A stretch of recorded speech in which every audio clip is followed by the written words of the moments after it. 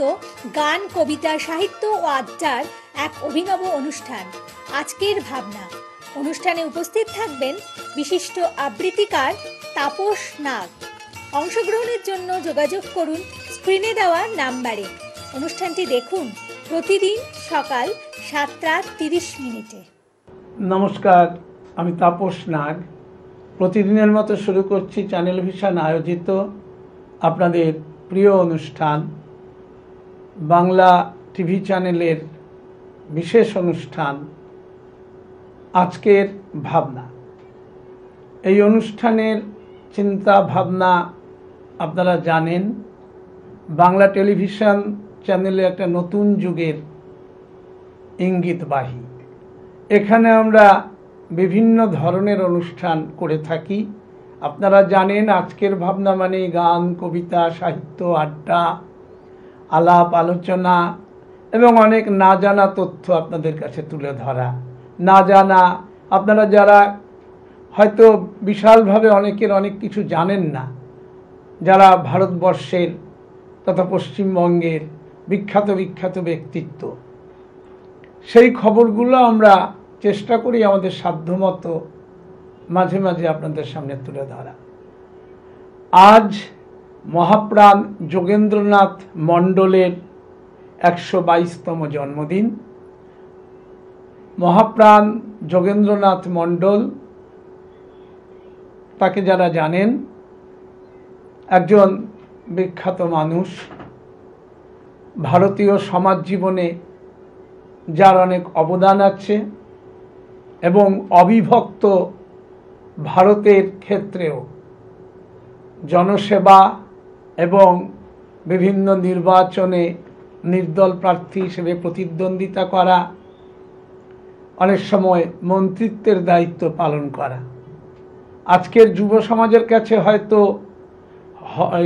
আপনাদের যে মহাপ্রাণ যোগেন্দ্রনাথ মণ্ডল, এই নামটা হয়তো ততোধিক পরিচিত নাও হতে পারে, কিন্তু তাতে কিন্তু তার যে অবদান সেটা কখনো হারিয়ে যায় না। এবং সেই জন্যই আজকে আমাদের বিশিষ্ট অতিথি আমার বাঁদিকে শ্রী হরষিত সরকার। নমস্কার। প্রথমেই হরষিত বাবুকে আজকে এই ধরনের একটি গুরুত্বপূর্ণ বিষয়ে আলোচনার জন্য আমরা আমন্ত্রণ জানিয়েছি, কারণ এ বিষয়গুলো হরষিত বাবুর থেকে এই মুহূর্তে আমাদের কাছে কিন্তু আর কাউকে মনে হয়নি যে ব্যক্তিত্বকে এখানে আমরা উপস্থিত করে আনতে পারি। কাজেই যিনি এ ব্যাপারে অথেন্টিক এমন কিছু আপনাদের জানাবেন, যেটা আপনাদের জানার জায়গাটা অনেক খুলে যাবে। এবার হরষিত বাবুকে আমার কাছে প্রথম যে প্রশ্ন, যে মহাপ্রাণ যোগেন্দ্রনাথ মণ্ডল, তাকে মহাপ্রাণ উপাধিটা কেন দেওয়া হয়েছিল, বা এই ব্যাপারটা মহাপ্রাণ শব্দটা কেন এসেছিল, আর কি, ওটাই মূল কথা। বিশেষ করে আমরা একটু ওনার জন্ম পরিচয়ে যাই, তারপরে আমি এই জায়গাগুলো তাতেই পরিষ্কার হয়ে যাবে। মহাপ্রাণ যোগেন্দ্রনাথ মণ্ডল কৃষক পরিবারে অবিভক্ত ভারতের 1904 সালের 29শে জানুয়ারি অর্থাৎ আজকের দিনে জন্মগ্রহণ করেন। ওনার বাবা ছিলেন রামদয়াল মণ্ডল। যেহেতু তৎকালীন সময়ে অবিভক্ত ভারতের এই কাস্টিজম সিস্টেম বা ব্রাহ্মণ্যবাদী একটি অত্যাচার, এটির জন্য ওনার শিক্ষা ব্যবস্থাটাই স্কুলে যাওয়ার প্রতিবন্ধকতা ছিল। তা উনি যখন ক্লাস 7-এ পড়েন, 1-2 বছর তখন ব্রেক অফ স্টাডি হয়ে যায় আর্থিক কারণে, এবং স্কুলে যাওয়া নিয়ে সমস্যা ছিল। মানে যে ভয়াবহতা, অর্থাৎ চণ্ডাল পরিবারে জন্মগ্রহণ করা মহাপ্রাণ, তার বাবার দারিদ্রতা তাকে প্রতিবন্ধকতাও সৃষ্টি করেছে। সেই মহাপ্রাণ যখন গৈলা মৈস্তারকান্দি গৌরনদী গ্রামে জন্মগ্রহণ করেছেন, বাড়তি একটি হাই স্কুল ছিল, সেই হাই স্কুল এখনও রয়েছে, সেই স্কুলের উনি ছাত্র ছিলেন। ওনাকে সেখানে যেমন সরস্বতী পূজা হাই স্কুলে, সেখানে ওনাকে অংশগ্রহণ করতে দেওয়া হতো না, বিভিন্ন রকমের মানসিক টর্চার করা হতো। সেই অবস্থা থেকে উঠে এসে উনি বুঝলেন সালে প্রবেশিকা পরীক্ষায় প্রথম বিভাগে সংস্কৃত এবং গণিতে লেটার মার্কস সহ প্রথম বিভাগে উত্তীর্ণ হন। এর পরবর্তীতে দারিদ্রতার জন্য ওনার সমস্যা হলেও কৃতিত্বের সাথে উচ্চ মাধ্যমিক এবং বিএ পাশ করেন। এমএ পড়ার সময় উনি আর্থিক কারণে না পড়তে পারার ফলে বিবাহ করেন। তৎকালীন সময়ে পঞ্চায়েত ছিল, পঞ্চায়েত ব্যবস্থা, প্রহ্লাদ পঞ্চায়েতের মেয়েকে বিয়ে করে এই আর্থিক অনটনকে ঘুচানোর চেষ্টা করেছিলেন, কিন্তু সেটাও সফলভাবে যে হয়েছে তা নয়। শুধু সামান্য কিছু অর্থ হাতে নিয়ে কলকাতায় আসেন ল পড়ার জন্য। উনি তখন ল পাশ করেন। সেই ল পাশ করে বরিশালেই আবার ফিরে যান, অর্থাৎ ওনার মাতৃস্থানীয় যে জায়গায়, অবিভক্ত ভারত হলেও তখন মাতৃভূমিতে, সেখানে চলে গিয়ে বরিশালেই উনি প্র্যাকটিস করেন। প্রথম উনি 1937 সালে সরল দত্তকে নির্বাচনে নির্দল প্রার্থী হিসাবে হারিয়ে দেন বহু ভোটের ব্যবধানে। সরল দত্তর তখন অত্যন্ত প্রভাব, জমিদার, তার জ্যাঠামশাই ছিলেন অত্যন্ত প্রভাবশালী মানুষ।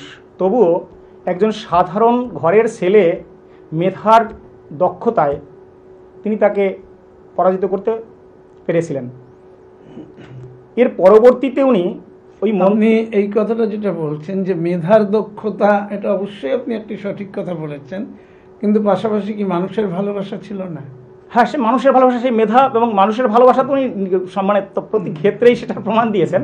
সেই মানুষের ভালোবাসা এবং এত বড় জনবহুলতা, মানে একজন সাধারণ ঘর থেকে উঠে এসে এই যে জনপ্রচার, সেটা তার আগে উনি ল পাশ করার পরে উনি ওনার সেই লয়ের জায়গা থেকেও হারিয়ে সেই অ্যাসেম্বলিগুলো, অনেকগুলো বিষয় রয়েছে এর মধ্যে।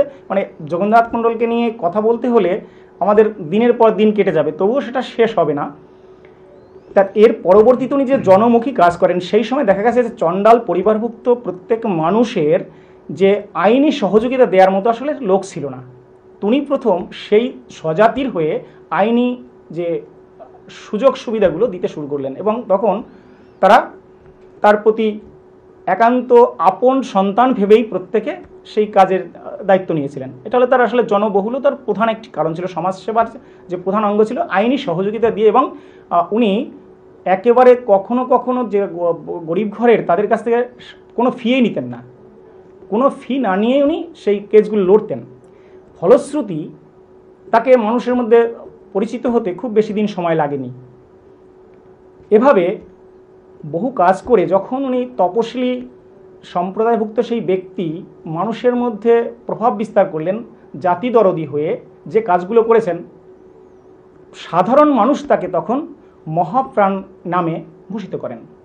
তা এখন ঘটনাটা যেটা দাঁড়াচ্ছে, মহাপ্রাণ হিসেবে তিনি, এবার আমার দেখুন প্রেক্ষাপট অবশ্যই বোঝা যাচ্ছে আপনার বক্তব্য, এবং আমরাও সামান্য যেটুকু ওনার সম্পর্কে জানি, অবশ্যই আমরা সেরকম জানলে তো আর আপনাকে আমন্ত্রণ জানানোর দরকার ছিল না।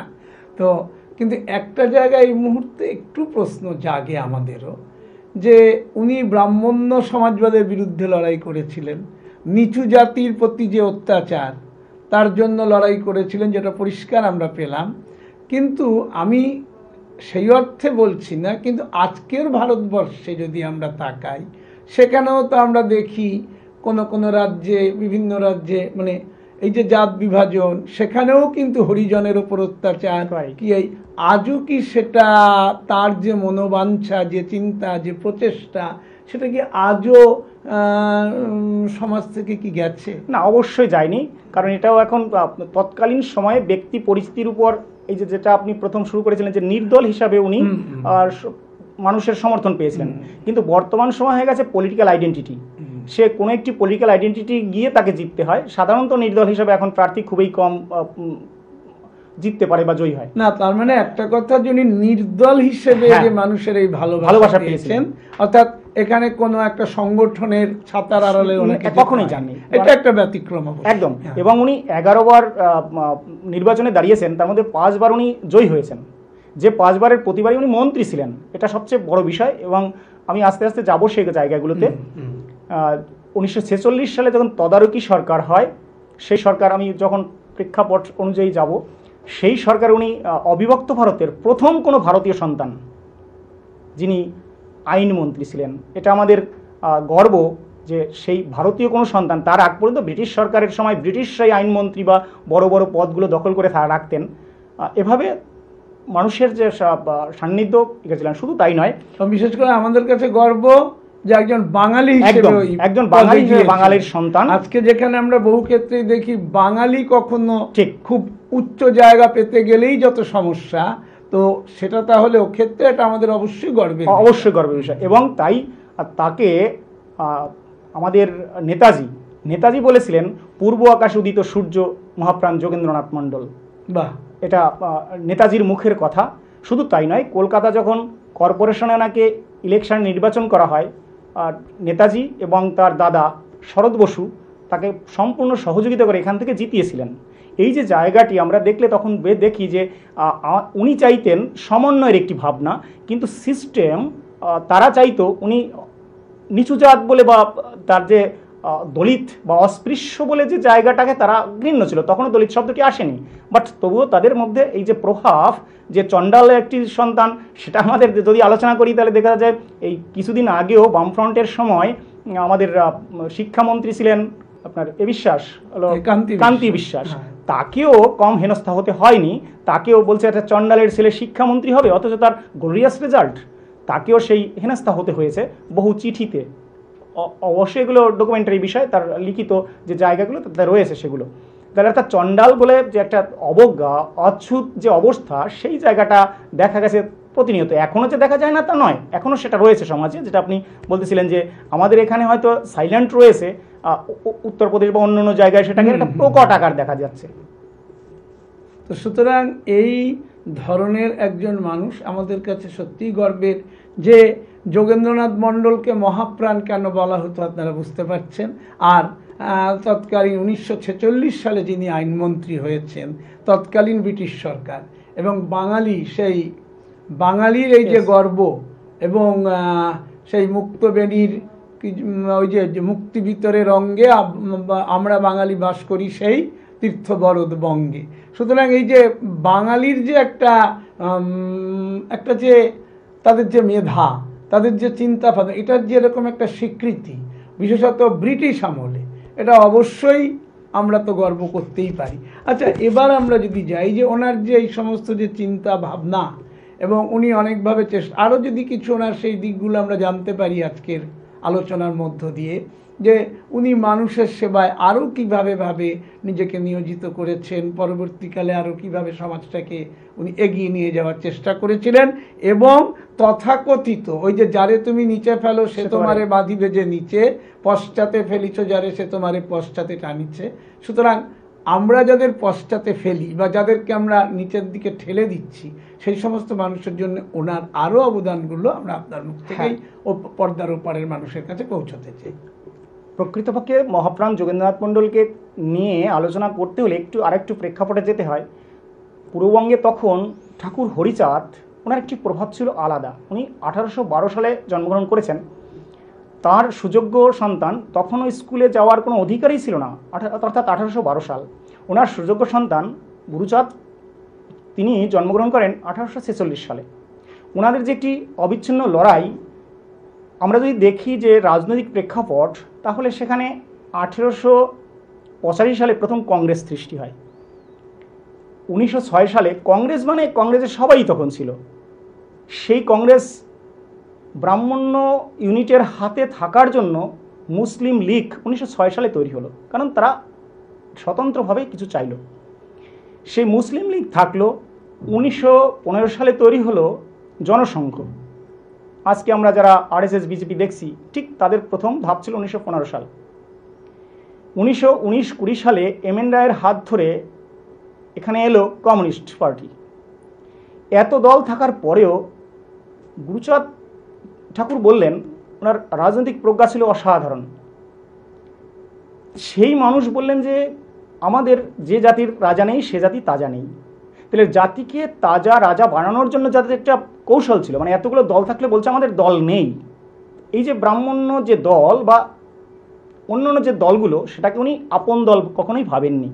ঠিক সেই উত্তরাধিকার ধরে মহাপ্রাণ যোগেন্দ্রনাথ মণ্ডল কখনো নির্দল বা কখনো আরপিআই, রিপাবলিকান পার্টি অফ ইন্ডিয়া, বা কখনো ডক্টর বি.আর. আম্বেদকরের সাথে সহযোগী হয়ে কাজ করেছেন। যেমন যখন ডক্টর বি.আর. আম্বেদকরকে মহারাষ্ট্র থেকে হারিয়ে দেওয়া হলো, তাকে সংসদে যেতে দেবে না সংবিধান সভায়, সেইখানেও মহাপ্রাণ যোগেন্দ্রনাথ মণ্ডল পুরো একটা গুলগুলি পর্যন্ত ফাঁকা রাখবে না যেখানে মহাপ্রাণ বা ডক্টর বি.আর. আম্বেদকরকে ঢুকতে দেওয়া হবে। তাদের সাথে চ্যালেঞ্জ ছুড়ে উনি বাংলা থেকে তৎকালীন সময়ে 6টা ভোট নিয়ে তাকে সংবিধান সভায় পাঠালেন।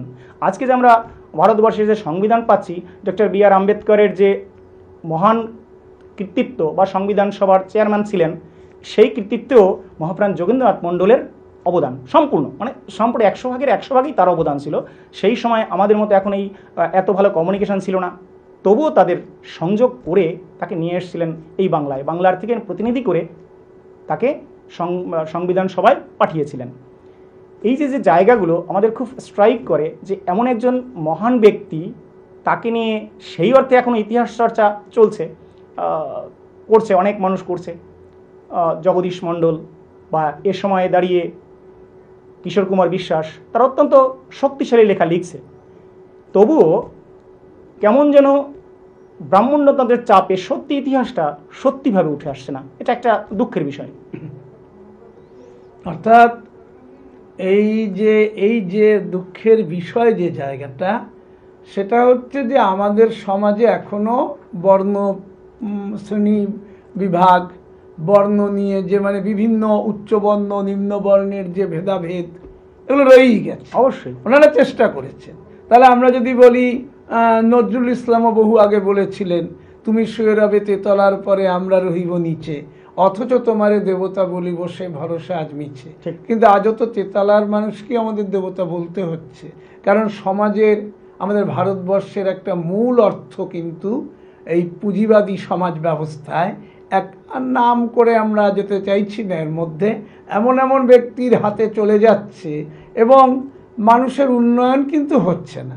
সুতরাং সেইখানটায় দেখা যাচ্ছে যে ওই সময় যোগেন্দ্রনাথ মণ্ডলের যে প্রচেষ্টা, সেটাই আমি আগে বলার চেষ্টা করেছিলাম যে ওই প্রচেষ্টা চলেছে, কিন্তু তা সত্ত্বেও আজকে যখন আমাদের সমাজের দিকে তাকাচ্ছি, প্রতি মুহূর্তে দেখছি ধর্মকে নিয়ে রাজনীতি। আপনি হরিচাঁদ ঠাকুর, গুরুচাঁদ ঠাকুরের নাম বলেন, আমি জানি সেটা মতুয়া ধর্ম, যেটা মতুয়ারাও আজকে দ্বিধা বিভক্ত, এমনকি তার মধ্যেও দ্বিধা বিভক্ত, কেউ এদিকে কেউ ওদিকে।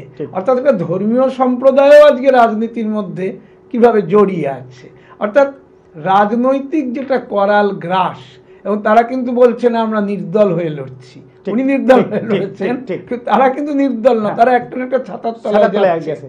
তো সুতরাং এই যে ওনার চিন্তা ভাবনাগুলো কি ঠিক এরকম ছিল যে আজকে আপনি যাদের নাম, উনি যাদের কথা বললেন, হরিচাঁদ ঠাকুর, গুরুচাঁদ ঠাকুর, তারাও বিভিন্ন দলের ছত্র ছায়ায় গিয়ে নিজেদের অস্তিত্বকে বাঁচিয়ে রাখার চেষ্টা করবে?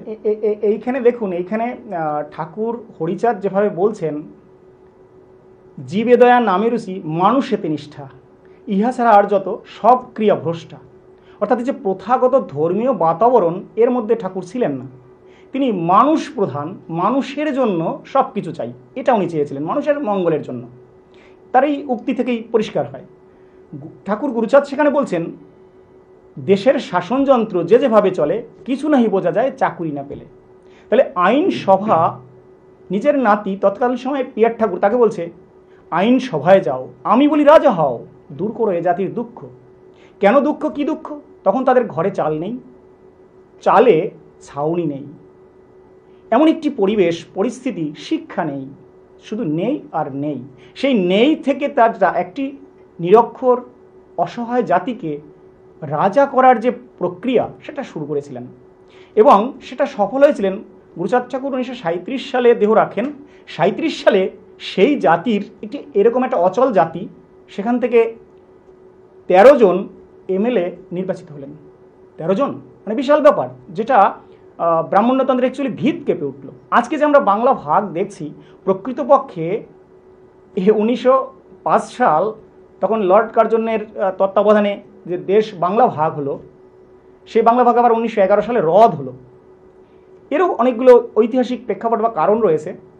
সেই কারণগুলোর জন্য কেন না স্বদেশী আন্দোলনের ক্ষেত্রে ঠাকুর গুরুচাঁদ সহযোগিতা করেননি। তিনি বলছেন এই দেশ কি মানুষ এটা আমার আগে বুঝতে হবে, বা তারা কি আমাদের কাছে বন্ধুভাবে আসছে নাকি আমাদের কাছে শুধু সম্মতি নিতে এসছে। এই যে সম্মতি নিয়ে আমাদের কিভাবে, যদি যেদিন বুঝবো এই দেশটা আমার, সেদিন আমরা এর আপন জীবন দিয়ে আমরা এই দেশের জননীর ক্লেশ দূর করব। তাহলে গুরুচাঁদ ঠাকুরের এই যে জায়গাগুলোকে মহাপ্রাণ যোগেন্দ্রনাথ মণ্ডল পাথেয় করে তিনি এগিয়ে চললেন স্বতন্ত্রভাবে। তবে 37-এর পরে যখন উনি দেহ রাখলেন, তারপরে ফরিদপুরের উত্তর থেকে পিয়ার ঠাকুর, প্রমথরঞ্জন ঠাকুর, গুরুচাঁদ ঠাকুরের নাতি, উনি সেই অবস্থাতে কিন্তু ফরিদপুর থেকে জিতেছিলেন ওই 1937 সাল। আচ্ছা, সেই সময় যোগেন্দ্রনাথ মণ্ডলের ভূমিকা কি ছিল? হ্যাঁ, ওনারা সবাই, সেটাই আমি বলছি, ওই সময় ওনারা উভয়ের জন্য, কিন্তু পরবর্তীতে কংগ্রেসে যোগ দিলেন 1938 সালে পিয়ার ঠাকুর। যোগেন্দ্রনাথ মণ্ডল কোনো দলে গেলেন না, উনি নির্দলের যে মানুষ নিয়ে তখন শ্যামা হক মন্ত্রিসভা, এই যে শ্যামাপ্রসাদের একটি আইডেন্টিটি আছে, মানে তার বাবা, তার সম্পর্কে আমাদের পরিচিতি দেওয়াই লাগে না, আশুতোষ মুখার্জি, তার আত্মাভিমানের আঘাত লাগে। তখন শ্যামা হক মন্ত্রিসভাকে ভেঙে দিয়ে, উনি যে নির্দলে ছিলেন, নির্দলের 20 জন এমএলএ নিয়ে ওই মন্ত্রিসভা ভেঙে দিয়ে উনি নাজিমউদ্দিনের মন্ত্রিসভায় জাতির উন্নতির জন্য একটি ডিমান্ডের রাজনীতি করেছিলেন। ডিমান্ড মানে আমি আমার মতো থাকবো, বাট তোমাকে সমর্থন দিলাম। এই সমর্থন দিয়ে বলছে আমার জাতিতে কি মন্ত্রী দিতে হবে, আবার সংসদে যে জায়গাগুলো সেটা আমার ইকুয়াল, আমার প্রপোর্শনাল হিসাবে চাইছি। এই প্রপোর্শনাল হিসাবে চেয়ে উনি জাতিকে অনেকখানি অনেক উন্নত জায়গায় পৌঁছে দিয়েছে। যেমন আজকের রাজনীতিতে আমরা দেখি যে ওই যে কাস্ট যে রাজনীতি, অনেক ক্ষেত্রে বিভিন্ন দল বলে থাকে বিভিন্ন দলের প্রতি, অর্থাৎ শাসকের চেহারা তো মূলত একই হয়, কিন্তু একটা জায়গায় দেখা যাচ্ছে প্রত্যেকেই একে অপরের দিকে অঙ্গুলি হেলন করেন যে আপনার দলে যে সমস্ত প্রার্থী হয়েছে তার মধ্যে বেশিরভাগই তো উঁচু জাতির, সেখানে এরা কোথায়? অর্থাৎ এই জাতের মানুষেরা। আবার সবচেয়ে একটা অদ্ভুত কাণ্ড দেখেছি, সম্ভবত এই আসন্ন দিল্লির নির্বাচনে, যেখানে যে কোথায় দেখলাম যে বাঙালি প্রার্থী একজনও নেই, সম্ভবত কি আপে না কোন দলে আমার ঠিক খেয়াল পড়ছে না, এটা নিয়ে কথা উঠেছে যে বাঙালিরা প্রতিবাদ করছে যে আমাদের প্রার্থী একজনও নেই, ও বিজেপিতে একজনও আমাদের প্রার্থী নেই। তো এ কি সেই চিরন্তন একটা প্রথা? হ্যাঁ, এটা তো পরিকল্পিতভাবেই। তার জন্য তো বাংলা তখনও, আজকে যে আমরা দেখছি উত্তরপ্রদেশ একটা বড় রাজ্য, তখন বাংলা ছিল সর্ববৃহৎ রাজ্য, এবং তৎকালীন সময়ে বাংলার যে আমরা যাদের আজকে মুখ্যমন্ত্রী বলি, তখন তাদের প্রধানমন্ত্রী বলা হতো, কারণ তখন ফজলুল হক প্রধানমন্ত্রী ছিলেন। সিস্টেম তো সময় সময় স্বাধীন ভারতের একটি তৎকালীন সময়ের একটু অন্যরকম ছিল। তো এই যে জায়গাগুলো, যেটা আমি বলছিলাম যে শ্যামাপ্রসাদ এটাকে কখনোই মেনে নিতে পারেনি, যার ফলশ্রুতি মহাপ্রাণ যোগেন্দ্রনাথ মণ্ডলকে অনেক কটু কথা শুনতে হয়েছে। কটু কথা মানে বলছে উনি মুসলমানদের সাথে, তাকে নামও দিয়েছিল শ্যামাপ্রসাদ বা ইত্যাদি ব্রাহ্মণ যে যোগেন আলী মোল্লা। কিন্তু প্রশ্ন ওঠে, যদি তৎকালীন সময়ে মুসলমানদের সমর্থন করলে তার নাম যোগেন আলী মোল্লা হয়, তাহলে নেতাজি তিনিও তো তার প্রধান পারিষদ ছিলেন মুসলমান, একেবারে এটা আমরা সবাই জানি। তাহলে তো নেতাজিকেও বলা উচিত নেতা সুভাষ আলী মোল্লা, বা শ্যামাপ্রসাদ মন্ত্রিত্ব করেছিলেন, অর্থমন্ত্রী ছিলেন হক সাহেবের সাথে। আসলে সত্যিকারের যারা রাজনৈতিক ব্যক্তিত্ব বা বড় মাপের মানুষ, তারা তো অবশ্যই সবসময় এই জায়গাটাকে এড়িয়ে চলে। ঠিক, কারণ আমার হিন্দুই কি, মুসলমানই কি, অন্য খ্রিস্টান কি, একটাই কথা সবাই আমরা মানি, এর প্রবণতা তো থাকবেই। কিন্তু মজার বিষয় এটা যে শ্যামাপ্রসাদ যখন 1940 সাল পাকিস্তানে লাহোর অধিবেশনে গিয়ে উনি ঘোষণা করলেন আমরা স্বতন্ত্র দেশ চাইছি বা মুসলমানদের জন্য আলাদা ল্যান্ড চাইছি, অথচ 41 সালে তাকে নিয়ে শ্যামাপ্রসাদ মন্ত্রিসভা গঠন করলেন। তিনি সেই মন্ত্রিসভার অর্থমন্ত্রী, শ্যামাপ্রসাদ, হক সাহেব প্রধানমন্ত্রী। তা সেই অবস্থাতে থেকেও অথচ আজ পর্যন্ত বলা হয় না শ্যামা আলী মোল্লা। এটা একটা প্রশ্ন। আমাদের মহাত্মা গান্ধী তিনি মুসলমানদের সাথে সবসময় সংযোগ রক্ষা করেছেন, অথচ তাকে বলা হয় না মোহনদাস আলী মোল্লা, এটা বলা হয় না। কিন্তু একটা জায়গায় শুধু যোগেন্দ্রনাথ মণ্ডল এই কাজটি করার জন্য তাকে আজও একটা মানে মিথ্যা ইতিহাস বা ভুল তথ্যকে বহন করে চলছে, এটা একটা প্রশ্নই থেকে যায়। অর্থাৎ বোঝা যায় যে যেহেতু তিনি তথাকথিত যে জাত বিভাজন তাতে নিচু জাতের মধ্যে পড়ছেন, কাজেই আলটিমেটলি তৎকালীন সমাজ ব্যবস্থা প্রেক্ষাপটে এবং তৎকালীন কেন বর্তমানেও তার ছায়া রয়ে গেছে। তো সেক্ষেত্রে মানুষ মানে উচ্চবর্ণের মানুষ যে নিম্নবর্ণের মানুষদের ওপর যে বলার সুযোগটা হয়তো বেশি পেত, মানে আমাদের সমাজে তো এই জায়গাটা হয়ে এসছে, তো সেই ক্ষেত্রে ওনাকে বলার সুযোগ পেয়েছে। হ্যাঁ, সেটাও গণতান্ত্রিক প্রক্রিয়ায় উনি পেয়েছিলেন, উনি একদম। তা এই এখন যে আমরা সংবিধানের যুগে আজকে কথা বলছি বা টিভির প্রোগ্রাম বা বিভিন্ন জায়গায় আমরা কোট টাই প্যান্ট পরি, কিন্তু তৎকালীন সময় এটাও পড়াও ছিল অপরাধ। মানে যত বড়ই তার কথা বলার হয়তো অধিকার আসছে বা সত্যি কথা বললে অধিকার আসছে সংবিধানে লিপিবদ্ধ আছে, কিন্তু সংবিধানটা তো সঠিক প্রয়োগ হচ্ছে এটা কেউ বলতে পারবে না আজও। তবে এর উল্টো দিকে একটা কথাও আছে, মানে নিরাশার মধ্যে আশার আলো আছে। কারণ এখনো বলুন লোকসভা, রাজ্যসভা, বিধানসভা যেখানেই হোক, কোনো কোনো ক্ষেত্রে একটা মানে যাতে যারা একটু নিম্ন বর্ণ তাদের জন্য কিন্তু রিজার্ভেশনটা আছে, একেবারে যে বিফলে গেছে তা নয়। এটা পলিটিক্যাল রিজার্ভেশন হয়ে বরং ওই জাতিটার একটু ক্ষতিও হয়েছে। যেমন মানে কিছু কিছু অযোগ্য মানুষকে সেই জায়গায় প্রার্থী হিসেবে রাখা হয়, ভালো করতে গেলে আরেক দিকে আবার আরেকটা যেটা রয়েছে সেটা বাস্তবেই। তবে স্বামী বিবেকানন্দ যে কথা বলতেন যে কোনো চেষ্টা হবে না বিফল, সুতরাং যোগেন্দ্রনাথ মণ্ডল যে চেষ্টা করেছেন মহাপ্রাণ, তার চেষ্টা তাহলে পুরোপুরি তো বিফলে না, না, না, অবশ্যই না। তো এখন তো এই যে লোয়ার কাস্টদের যেভাবে সুযোগ করে দেওয়া হয় বা যেভাবে তারা ভোটে দাঁড়াতে পারেন, এই কিছু তো হয়েছে অবশ্যই। এবার আপনি বলবেন যে হ্যাঁ এই সুযোগে অনেক মানে অযোগ্য ব্যক্তিও, সে তো দেখুন আসলে পৃথিবীতে তো কোনো কিছুই একেবারে সম্পূর্ণ ভালো হতে পারে না। সেটা একদম, সেটা আপনি বলেই গেছেন যে আজকে দ্বিধা বিভক্ত বা তারও বেশি বিভক্ত সেই ঠাকুরবাড়ি, সেটা তো ওই মানে জাস্ট পলিটিক্যাল রিজার্ভেশনের জন্য সামনে দেখছি, পলিটিক্যাল রিজার্ভেশনের জন্য হয়েছে। একদম মতুয়াদের মধ্যে আমি দেখছি তারা দ্বিধা বিভক্ত, ঠিক বলছেন, এবং এই নিয়ে বহু ঝুট ঝামেলা আমরা দেখতে পাচ্ছি। এবং সেটা ওই কারণটাই, এটা পলিটিক্যাল রিজার্ভেশনের জন্য এটা হয়েছে। মানে যে দিকে যে লুপে নিতে পারে, জাস্ট বিজেপি লুপে নেবে না অন্য কেউ লুপে নেবে, এটা একটা বিষয়। সেই লুপে নেওয়ার যে ব্যাপারটা, এটা একটা মানে আসলে রাজনৈতিক সমীকরণ চিরকালই একেবারে মানে সেই বলতে পারেন যে আমরা যেটা বলি যে পুরনো নতুন বোতলে পুরনো মদ, ঠিক। তো সুতরাং এইগুলো আমরা ভেতরে, আর আপনি অনেক কিছুই শোনালেন পর্দার ওপারে মহাপ্রাণ যোগেন্দ্রনাথ মণ্ডলকে নিয়ে অনেক কিছুই আমাদের আজকের অতিথি হরসিত সরকারের মুখ থেকে আপনারা শুনলেন। আমরা হরসিত সরকারকে আবার একদিন আমাদের আজকের ভাবনায় আসার আমন্ত্রণ জানিয়ে রাখলাম। সেই সঙ্গে আমি তাপস নাগ হরসিত সরকারকে নিয়ে আজকের মতো আপনাদের কাছ থেকে বিদায় নিচ্ছি। যাবার আগে প্রতিদিন যা বলে যাই, আগামীকাল ঠিক সকাল 7:30 আবার দেখতে ভুলবেন না চ্যানেল ভিশন আয়োজিত আপনাদের এই প্রিয় অনুষ্ঠান আজকের ভাবনা। নমস্কার। নমস্কার। চ্যানেল ভিশন আয়োজিত গান, কবিতা, সাহিত্য ও আড্ডার এক অভিনব অনুষ্ঠান আজকের ভাবনা। অনুষ্ঠানে উপস্থিত থাকবেন বিশিষ্ট আবৃত্তিকার তাপস নাগ।